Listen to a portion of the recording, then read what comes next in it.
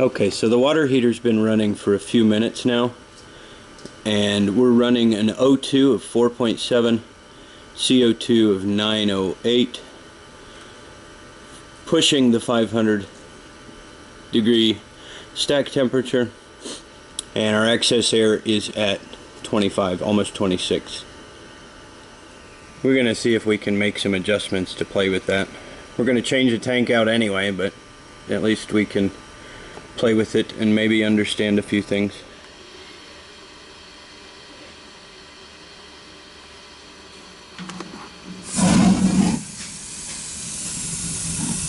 Did the pilot again?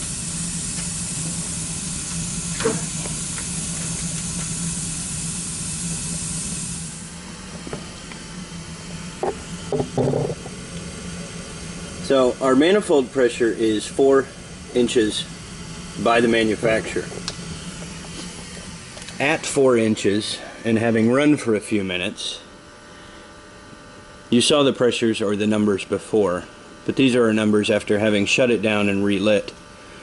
I'm going to let it run for a little bit longer, but what I'm understanding from these numbers is that I need less gas pressure because I don't have quite enough oxygen to be between 6 and 9, and it was more drastic earlier. And my CO2 is right at the top. So even though my manifold is supposed to be 9 by manufacturer, apparently that is too high based on exactly what I'm getting now. This is, like I said, more for fun and understanding a couple of things maybe than necessarily a how-to. So I had the little door over the burner compartment because I had to light the pilot, and I was at about 33% excess air. When I put the door on, I dropped down to what you see here, 26.5, and my oxygen dropped even farther. I'm going to play with the gas pressure a little bit and see what happens.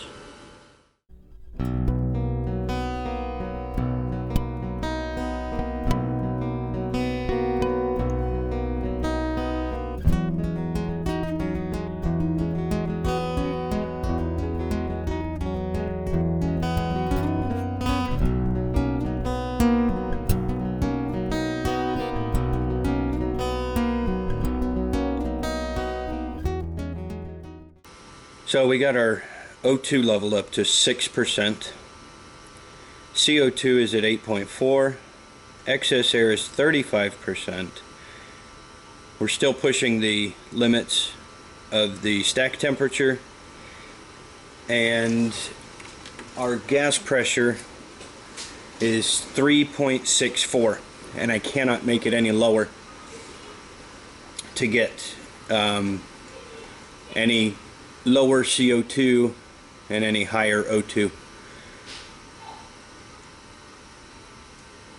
Just for fun, I'm going to pull that baffle out again, the plate that covers the burner compartment, and I'm doing that now.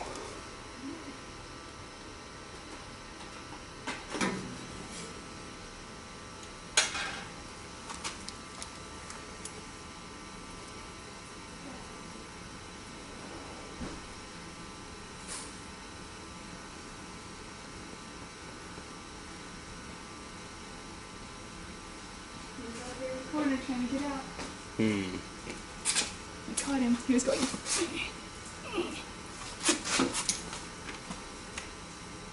What now? Alright. We've done what we can with this old thing. We're going to swap it out and see what the new one does.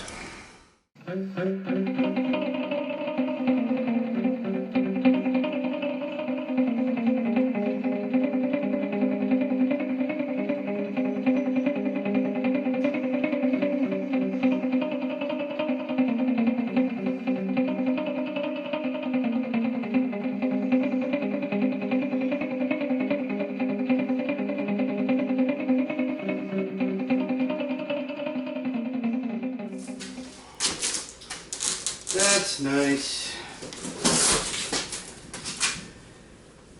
Well, I guess I bought a scratching done. You should go ask for a discount.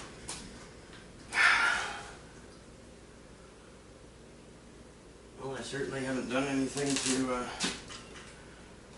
make it used yet.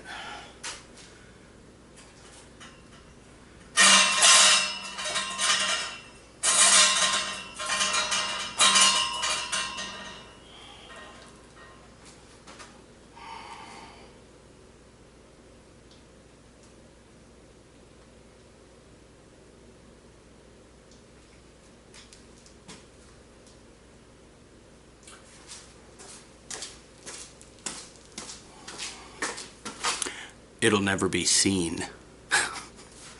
Except for on the video, right?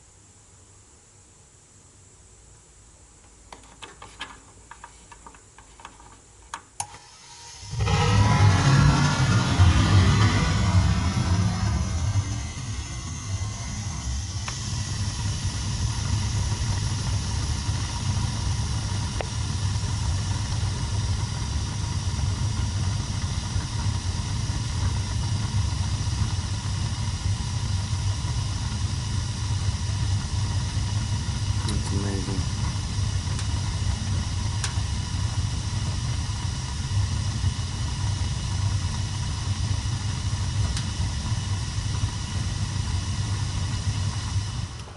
Okay, so these are what we're seeing right now.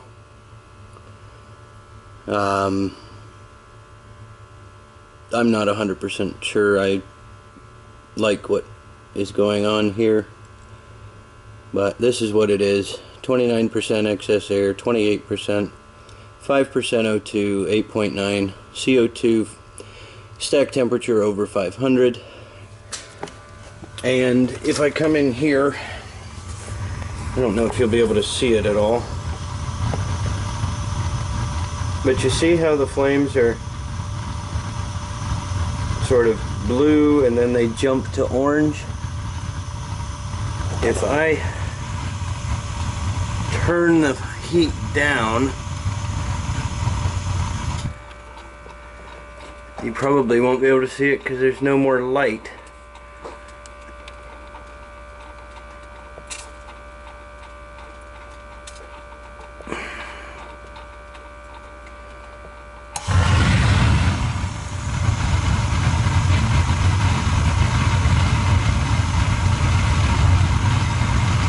But I've got water dripping from the tank vent, and you can see it with your naked eye, and it's probably why those flames are bouncing orange every once in a while, because I've got water. And actually, if you looked real close, I could see it through the camera lens for a second.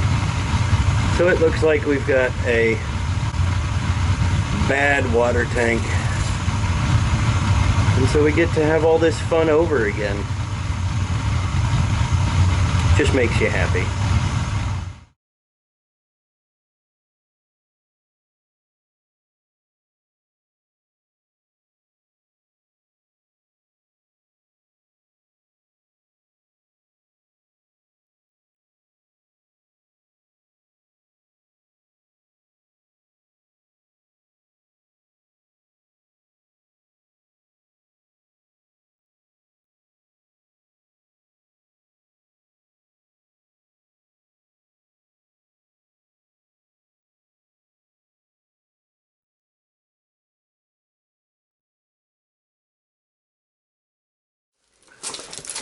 So check this out. Get my brand new water heater installed, and we've got water. I thought that I saw it dripping into the burner compartment through the vent pipe, and I thought, well, maybe it's just condensation from the cold water purging into the tank, and maybe it'll go away.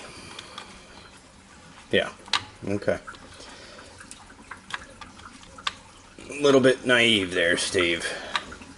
But brand new water heater tank, and I'm draining it. So we're gonna have to get this taken care of as soon as possible.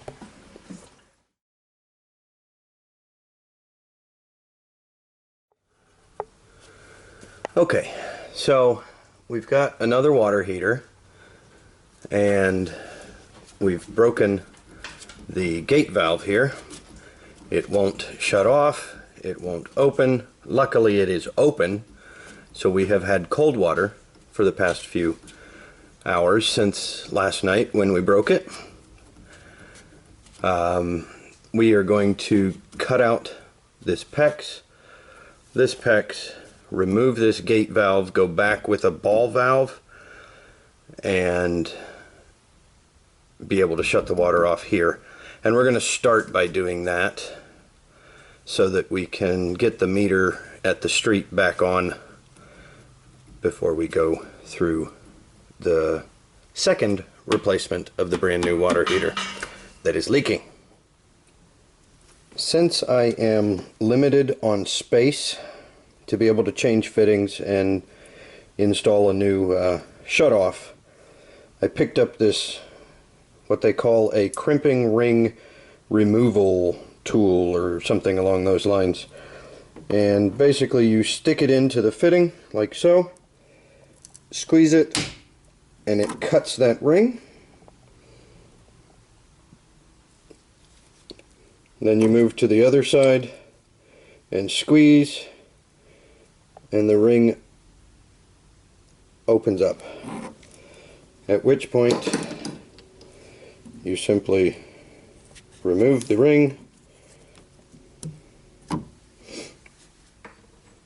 and then you can remove the nipple of PEX pipe.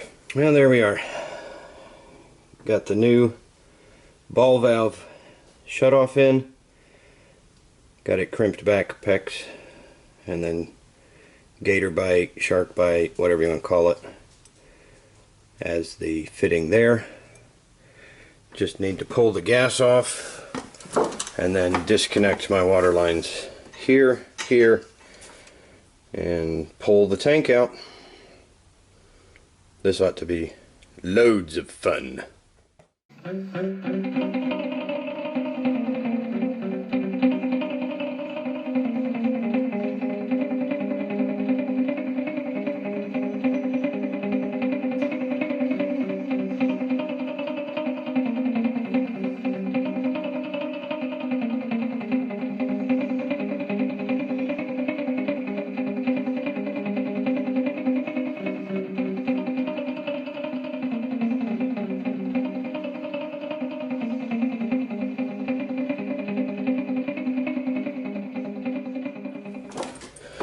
Alright, so we got it gassed back in.